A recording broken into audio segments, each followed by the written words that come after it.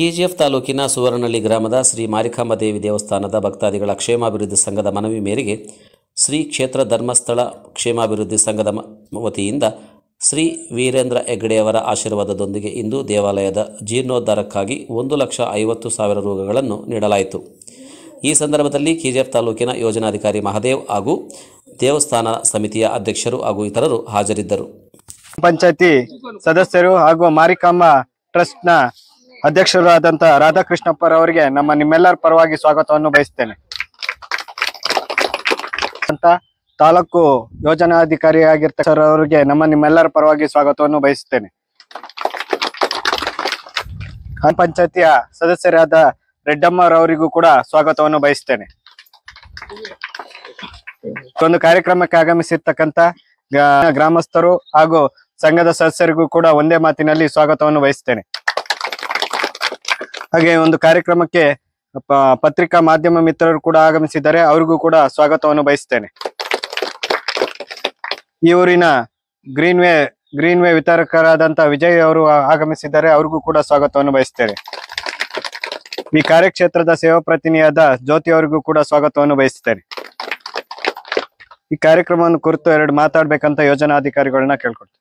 ಪ್ರಥಮದಲ್ಲಿ ಶ್ರೀ ಕ್ಷೇತ್ರದ ಧರ್ಮಸ್ಥಳದ ಮಂಜುನಾಥ ಸ್ವಾಮಿನ ಮನಸಾರೆ ಪ್ರಾರ್ಥಿಸಿಕೊಂಡು ಈ ಗ್ರಾಮದ ಸ್ಥಳ ಸಾನ್ನಿಧ್ಯ ಶಕ್ತಿ ದೇವತೆಯಾದಂಥ ಮಾರಿಕಾಂಬಾ ದೇವಿಯ ಕೃಪಾಶೀರ್ವಾದಗಳನ್ನು ಬೇಡಿಕೊಳ್ಳುತ್ತಾ, ಧರ್ಮಸ್ಥಳದ ಧರ್ಮಾಧಿಕಾರಿಗಳು, ಧರ್ಮಸ್ಥಳ ಗ್ರಾಮಾಭಿವೃದ್ಧಿ ಯೋಜನೆಯ ಗೌರವಾನ್ವಿತ ಅಧ್ಯಕ್ಷರು, ಈ ಗ್ರಾಮಾಭಿವೃದ್ಧಿ ಯೋಜನೆ ಮೂಲಕ ಅನೇಕ ಬಡ ಕುಟುಂಬಗಳಿಗೆ ಜೀವನೋಪಾಯದ ಹಲವು ಮಾರ್ಗಗಳನ್ನು ತೋರಿಸಿದಂತ ಪರಮ ಪೂಜ್ಯನೆಯ ಡಾಕ್ಟರ್ ಡಿ ವೀರೇಂದ್ರ ಹೆಗ್ಗಡೆ ಅವರ ಕೃಪಾಶೀರ್ವಾದಗಳನ್ನು ಬೇಡಿಕೊಳ್ಳುತ್ತಾ,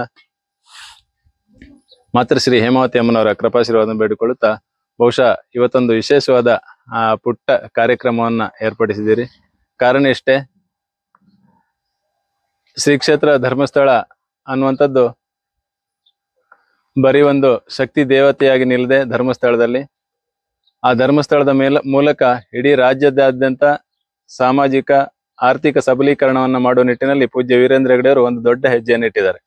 ತಮ್ಗೆಲ್ಲ ಗೊತ್ತಿರ್ಬೋದು, ನೀವೆಲ್ಲ ಸಂಘದ ಮೂಲಕ ಪರಮ ಪೂಜ್ಯ ವೀರೇಂದ್ರ ಹೆಗ್ಗಡೆ ಅವರು ಅನೇಕ ಕಾರ್ಯಕ್ರಮಗಳನ್ನ ಗ್ರಾಮಗಳಿಗೆ ಕೊಡ್ತಾ ಇದ್ದಾರೆ. ಮುಖ್ಯವಾಗಿ ನಮ್ಮ ಜನರಿಗೆ, ಅನೇಕ ಜನರಲ್ಲಿ ಒಂದು ಕಲ್ಪನೆ ಇದೆ, ಧರ್ಮಸ್ಥಳ ಸಂಘ ಅಂದ್ರೆ ಇದು ಸಾಲ ಕೊಡುವಂತ ಒಂದು ಸಂಸ್ಥೆ. ಅವರು ಇತರ ಸಂಘ ಸಂಸ್ಥೆಗಳ ಹಾಗೆ ಸಂಘ ಮಾಡ್ಕೊಂಡು ಸಾಲ ಕೊಟ್ಕೊಂಡು ಸಾಲವನ್ನ ಬ್ಯಾಂಕಿಗೆ ತುಂಬಿಸುವಂತ ಒಂದು ಸಂಸ್ಥೆ ಅಂತ ತಿಳ್ಕೊಂಡಿದ್ದಾರೆ. ಆತ್ಮೀಯರೇ, ಬರೀ ಆರ್ಥಿಕ ವ್ಯವಹಾರ ಅಲ್ಲದೆ ಸುಮಾರು 24 ಬಗೆಯ ಇತರೆ ಕಾರ್ಯಕ್ರಮಗಳು, ಸಾಮಾಜಿಕ ಅಭಿವೃದ್ಧಿ ಕಾರ್ಯಕ್ರಮಗಳನ್ನ ಪೂಜ್ಯ ವೀರೇಂದ್ರ ಹೆಗ್ಗಡೆ ಅವರು ಹಮ್ಮಿಕೊಳ್ತಿದ್ದಾರೆ. 24 ಬಗೆಯ ಕಾರ್ಯಕ್ರಮಗಳಂದ್ರೆ ಹಲವಾರು ಸಾಮಾಜಿಕ ಕಾರ್ಯಕ್ರಮಗಳು. ಅಂದ್ರೆ ನಿಮಗೆ ಗೊತ್ತಿರ್ಬೋದು, ಬಹುಶಃ ಈಗೇನು ನಿಮ್ಮ ಊರಿಗೆ ದೇವಸ್ಥಾನದ ಕಟ್ಟಡಕ್ಕೆ ಪರಮ ಪೂಜ್ಯರು ಧನ ಸಹಾಯವನ್ನು ಒದಗಿಸಿದ್ದಾರೆ. ಧಾರ್ಮಿಕ ಕಾರ್ಯಕ್ರಮ ದೇವಸ್ಥಾನದ ಜೀರ್ಣೋದ್ಧಾರಕ್ಕೆ ಪರಮ ಪೂಜ್ಯರು ಶ್ರೀ ಕ್ಷೇತ್ರದಿಂದ ಅನುದಾನವನ್ನು ನೀಡಿ ರಾಜ್ಯಾದ್ಯಂತ ಅನುದಾನವನ್ನು ಒದಗಿಸ್ತಾ ಇದ್ದಾರೆ.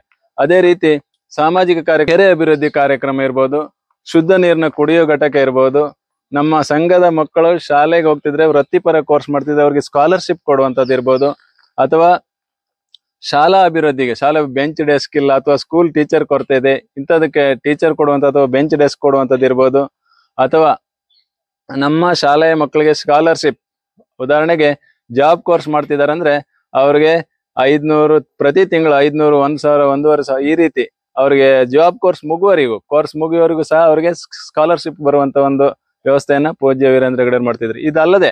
ಇದಲ್ಲದೆ ಸಮಾಜದಲ್ಲಿ ಒಂದು ವೇಳೆ ದುಶ್ಚಟ ದುರಭ್ಯಾಸಗಳಿಂದ ಆ ವ್ಯಸನ ಪೀಡಿತ ಸದಸ್ಯರಿದ್ರೆ ಅವ್ರಿಗೆ ಆ ವ್ಯಸನದಿಂದ ಮುಕ್ತ ಮಾಡುವಂತ ಮಧ್ಯವರ್ಜನ ಶಿಬಿರಗಳನ್ನಿರ್ಬೋದು, ಜ್ಞಾನ ವಿಕಾಸ ಕಾರ್ಯಕ್ರಮದಡಿಯಲ್ಲಿ ಮಹಿಳೆಯರಿಗೆ ಪ್ರತಿ ತಿಂಗಳು ಅವ್ರಿಗೆ ತರಬೇತಿಯನ್ನು ಕೊಡುವಂಥದ್ದು ಇರ್ಬೋದು, ಅವರ ಜ್ಞಾನವನ್ನು ವೃದ್ಧಿಸುವಂಥದ್ದು ಇರ್ಬೋದು. ಇಂಥ ಹಲವಾರು ಕಾರ್ಯಕ್ರಮಗಳನ್ನ ಪರಮ ಪೂಜ್ಯರು ಧರ್ಮಸ್ಥಳ ಗ್ರಾಮಾಭಿವೃದ್ಧಿ ಯೋಜನೆಯಿಂದ ಮಾಡ್ತಿದ್ದಾರೆ.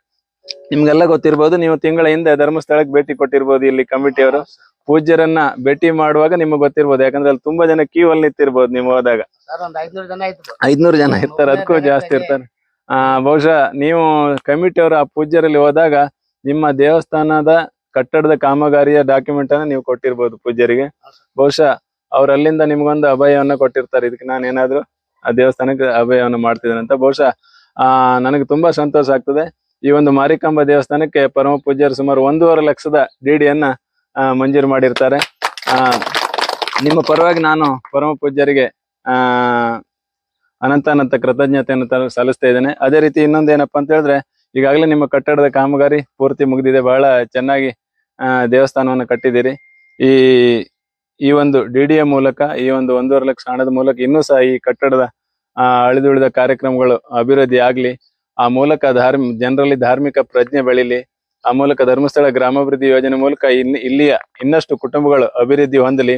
ಧರ್ಮಸ್ಥಳದ ಎಲ್ಲಾ ಪ್ರಯೋಜನಗಳನ್ನು ಪಡ್ಕೊಳ್ಳಲಿ.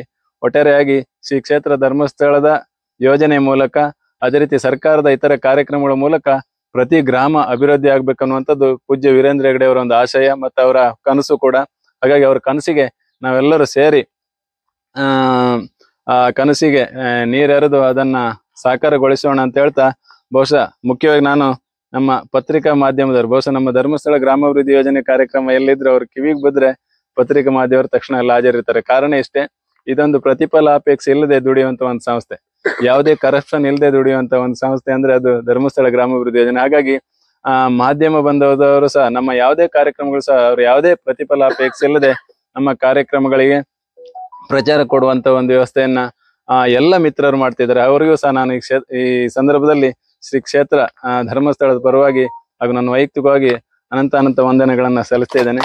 ಅದೇ ರೀತಿ ನೀವೆಲ್ಲ ಊರಿನವ್ರು ಸೇರಿ ಈ ಸಂದರ್ಭದಲ್ಲಿ ಈ ಪುಟ್ಟ ಕಾರ್ಯಕ್ರಮವನ್ನು ಅರೇಂಜ್ ಮಾಡಿದಿರಿ. ನಿಮ್ಗೂ ಸಹ ಎಲ್ಲರ ಪರವಾಗಿ ಪ್ರೀತಿಪೂರ್ವಕ ಧನ್ಯವಾದಗಳನ್ನ ಅರ್ಪಿಸ್ತಾ ಈ 1.5 ಲಕ್ಷ DDಯನ್ನ ನಿಮ್ಮ ಕಮಿಟರ್ ಎಲ್ಲ ಸದಸ್ಯರಿಗೂ ಸಹ ಹಸ್ತಾಂತರ ಮಾಡ್ತಿದ್ರು. ಸನ್ಮಾನ್ಯ ಮಾಗದೇವ್ರವರು ಧರ್ಮಸ್ಥಳ ಗ್ರಾಮಾಭಿವೃದ್ಧಿ ಸಂಸ್ಥೆ ವತಿಯಿಂದ ಬಂದಿದ್ದಾರೆ.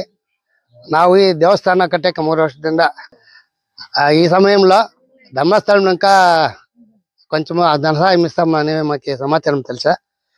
నెక్స్ట్ అన్నాక పైన నెల డిసెంబర్లో ధర్మస్థలంకి పోయి డైరెక్ట్గా సాహెబ్లు మాకు చిక్కరే వాళ్ళకి మనీ పత్రం ఇచ్చేసి అన్నకు మాట్లాడుకొని వస్తుంది. మాకి నాకు ಯಾವ ತಾಲೂಕು ಯಾವ డిస్ట్రిక్ట్ ಅಂತ అడిగిరి చెప్తామే. చెప్పేసి వచ్చినాక DD పంపించినారు. కానీ దేవస్థానంకి ధన సహాయం చేయని వాళ్ళందరికీ మా సంస్థ వతిಯಿಂದ మా దీన్ని ఇంకా దేవస్థానం కమిటీ వతిಯಿಂದ వాళ్ళందరికీ అభినందనలు చెప్తా ఉన్నాము. తిరిగి ఇదే సమయంలో మా ఊర్లో నడుస్తూ ఉండే సంఘాలు చెప్తాను, చాలా స్టాండర్డ్గా నడిపిస్తూ ఉంటారు. మాకు తెలుసది. మేము మొదలు ధర్మస్థలం దీనికి ఈ వడ్డీ జాస్తి మీరు లోన్ తీసుకొద్దామని చెప్తా ఉంటాను నేనే ఫస్ట్లో ఎవరైనప్పుడు. కానీ ధర్మస్థలం పేరు పెట్టుకున్నారు ఎవరో మధ్యవర్తులు అనుకుంటాం మేము. నెక్స్ట్ అన్న సమాచారం తెలుసా, ఇక్కడ బాగా జరుగుతూ ఉన్నాయి. దీనికి ఏం తొందర ఏం లేదు. కానీ ఇదే తర ప్రతి అందరూ ఈ సంస్థని వాడుకొనే బాగా ముందుకు కావాలని చెప్పని కోరుకుంటా ఉన్నానని చెప్పి ఈ 4 మాటలు మాట్లాడినాక అందరికీ